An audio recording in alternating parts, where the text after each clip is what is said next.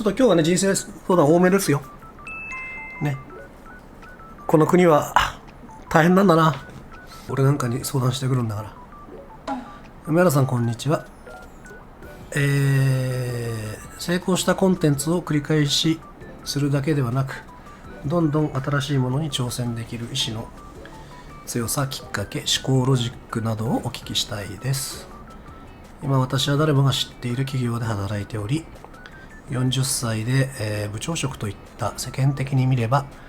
成功している方ではあるのですが、職務内容については不満があり、生活のために嫌々やっています。このまま嫌なことを定年まで続けるのも人生もったいないなという気持ちにもなります。ただ今の地位、厚い待遇、ホワイト企業を40代で捨てて新しいことに挑戦するのも大変怖いです。質問に戻るのですが、梅原さんは成功したコンテンツだけをこすらずに、むしろ成功したら頻度が減るようにも見えます。どんどん新しいものに挑戦されていますが、失敗したらとか、思い描いていたものと違う結果になってしまったらどうしようとか、そういう怖さはないのでしょうか。それを克服できる意志の強さ、きっかけ、思考ロジックなどをお聞きしたいですということです。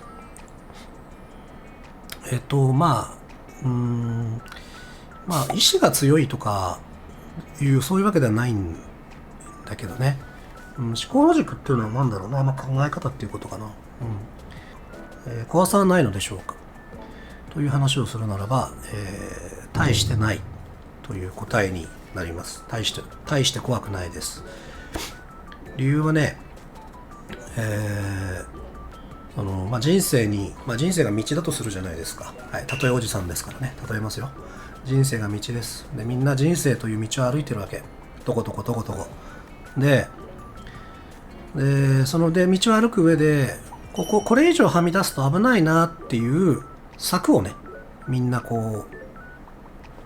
設置していってるはずなんだ。何やってもいいっていう風に考えながら生きてる人間はいない。みんな柵を設置してる。で、おそらくだけど、この、部長さんもそうだし、世の中の多くの人間は、人からよく見られたいとか、馬鹿にされたくないとか、批判されたくないとか、そういうところに柵を設置してるわけ。ね。だからこっからここまで、これ以上外にはみ出すと危ないぞっていうふうに思ってる。で、俺は一方俺はどうかというと、そんなところに柵は設置していなくて、もっと道を広く取ってる。っていうのも、何度も話に出てきてるとは思うんだけども、うちの親が、何か俺が不安なことだったりね、勇気がどうしても出ないなっていう時に、大丈夫だ、死にゃしねえよっていうふうに励ましてくれてたわけで、この言葉っていうのはすごく俺にとっては、心強い言葉で、確かに死にはしないと思えばどうってことないかということで、ちょっと怖いなとか不安だなとか、そういう時でもなんていうか、勇気がもらえたんだよね。今でもちょっと、どうしようかなって大きな決断を迫られた時とかに勇気が出ないなっていう時は、一回死にゃしねえしっていうこの思考は今でも持ってる。で、じゃあ俺の柵はね、設置してある柵は、命に関わることを、ギリギリのところなのかっていうと、当然そういうわけではなくて、もうちょっと手前に柵が設置してある。で、その柵はどういった柵かというと、怪我でいうところの後遺症が残らない。人生という、人生におけるそのいろんな失敗を怪我と例えるならば、後遺症が残らないギリギリのところが俺の設置してある柵なの。後遺症っていうのは、例えばこの人から批判されたりバカにされるっていうのは、俺から言えば転んだ傷ぐらいの感覚。痛いよ。痛いけど別にすぐ治る。すぐかさぶたになって元通りになる。だけどもう怪我が治るのに時間かかったり、場合によっては後遺症が残るような、そういう怪我という人生における失敗っていうのがあって、で俺はそれを大きく分けると3つ設定してる。1つは犯罪をしない、もう1つは身の丈を超えた、借金をしない、ね、多額の借金をしない。でもう1個は著しく人からも信用を失うようなことはしない、人を裏切ったりとかね。この大体3本柱を、自分の人生のこの道に設置してある。この3つは犯さないぞと、その代わりそれ以外のことはかすり傷だから気にしなくていいやって。そうするとやっぱり道が広く使えるから選択肢も広がるし、ちょっとやそっとのことでは気にならないということなんだよね。だから怖いですか怖くないですかって話をすれば、全く怖くないわけじゃないけども、かすり傷だねっていう感覚ですね。その人からの批判だったり、ちょっとした失敗っていうのはね。でではその新しいものに挑戦っていうのは、これは別に意志の強さではなくて、必然性があってやってることだと自分では思ってる。じゃあ例えば、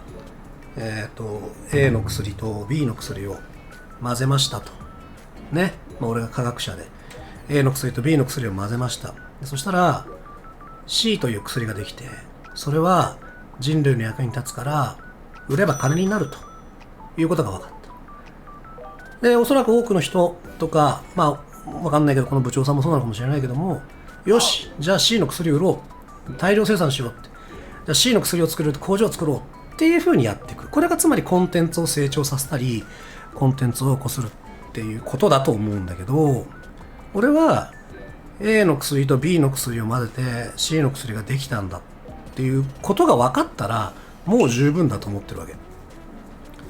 で、だったら次はじゃあ C の薬と D の薬混ぜたらどうなるんだろうとか、 X と Z 混ぜたらどうなるんだろうとか、そういうことをどんどん実験していこうっていう考えなわけで、なぜそういう考えになるのかというと、やっぱりこの仕事には特許っていうものがないからなんだよね。特許があればじゃあ C という薬ができた時にこすってもいいでしょ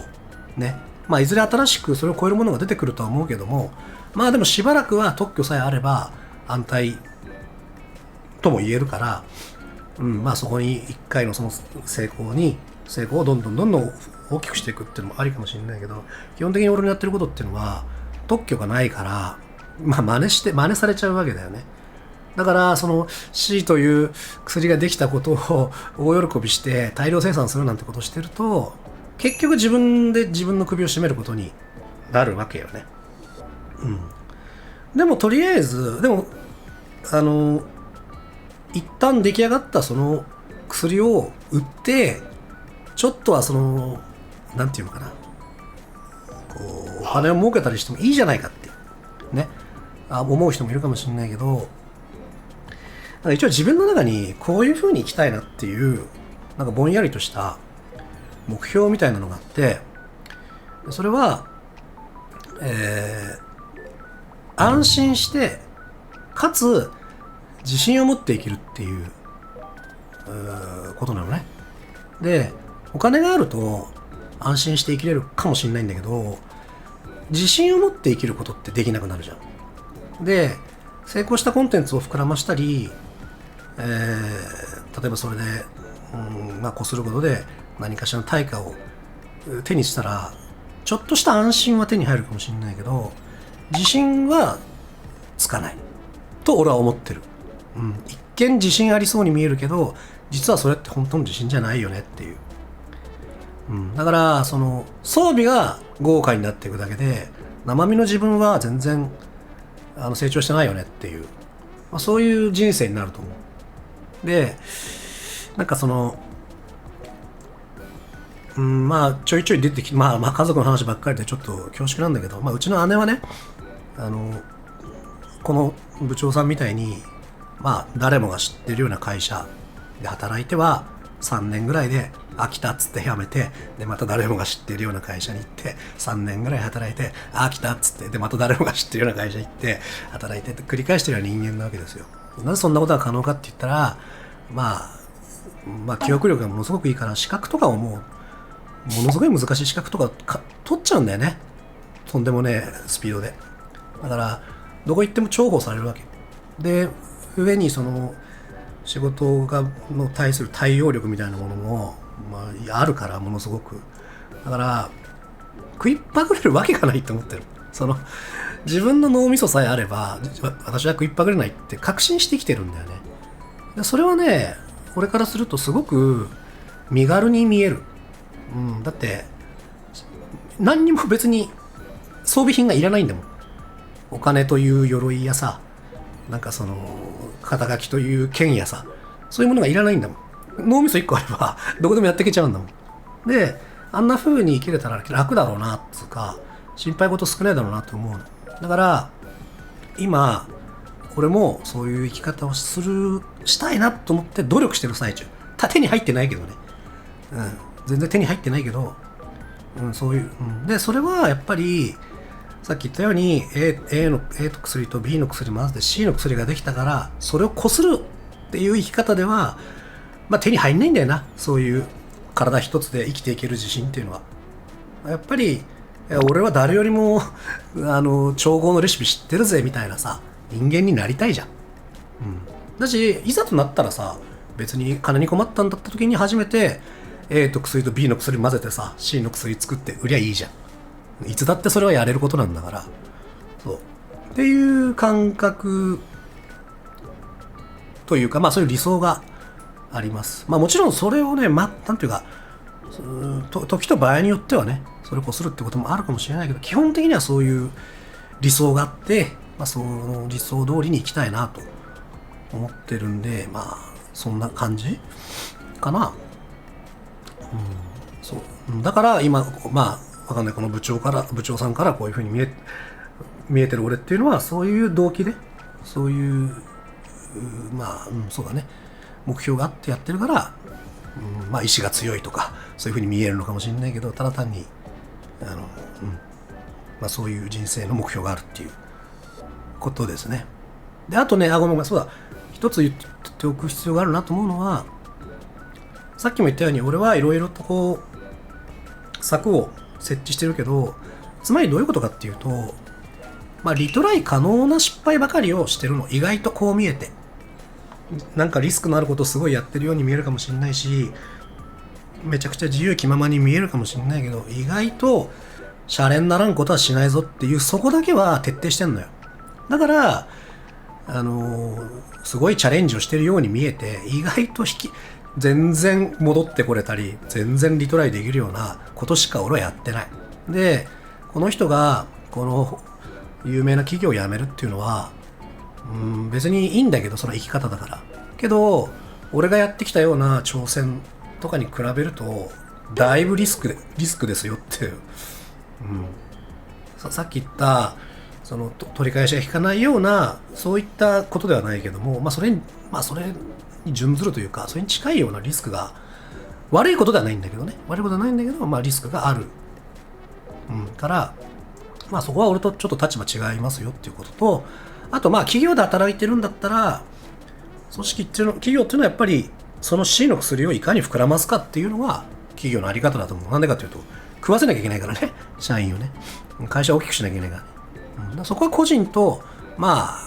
そういう企業組織の違いかなっていう感じかな。